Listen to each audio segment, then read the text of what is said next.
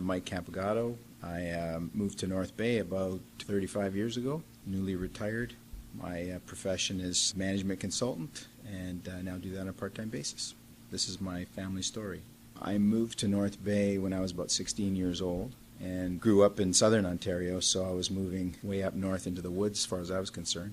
And about 3 months after I moved here, I happened to notice a young lady that got my attention. I decided that I wanted to get to know this young lady, and so for the next, I'd say, year and a half, I made every possible attempt to ask this girl out, and she politely turned me down every time.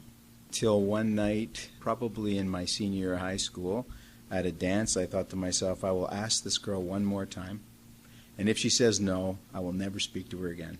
She didn't say no. We spent the evening together, and then at the end of the night, I asked her if I could take her home, which I'd asked her before at other parties and things, and she's always turned me down politely. And this time she said yes. I took her home and walked her to the door. At that point she said, "Would you like to come in?" We went into her house and we sat down. No one was home. She turned on the TV, and we watched a little bit of television for maybe 10 or 15 minutes, and then she said to me, "I have something to tell you." And I thought to myself, okay, this is the "you're a nice guy, but you're not for me" speech. And I braced myself, and what she said to me was, "My father is old school Italian, and he does not approve of me seeing anyone." I thought, okay, I don't know what that means. And she basically said, "I can't date until I'm old enough to be engaged to someone. My father doesn't want me to be involved with anybody until that person is the person I'm going to marry." Which at 17 years old, I wasn't quite ready for that kind of step. And so I thought, oh, okay, so this is a dead-end sort of situation. And she said to me, "But I'm happy to date you if we do it on the quiet and very discreetly." And so for the next 3 years, we dated, but only about a half a dozen people knew we were actually dating. So when we were in public, we never really were together. We could go to the show and sort of hide in the back row, but we never were essentially a couple. After about 3 years or so, it was time to fish or cut bait. I should also mention, I guess, that evening when she had said to me, I still would like to see you, but we'll have to do it quietly.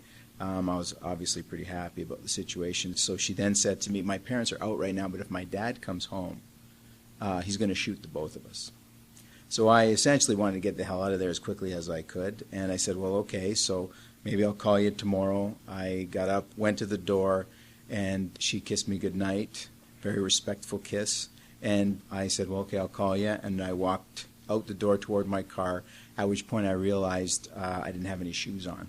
I forgot to put my shoes on, so I had to go back and knock on the door. She sort of laughed, gave me my shoes, and the next day I phoned her, and we dated discreetly for about 3 years. After 3 years, she said to me, I really want to introduce you to my family, but if I do that, my father is going to assume that we are essentially engaged and that you're the guy I'm going to marry." And my response to that was, well, I don't think he'd be making the wrong assumption.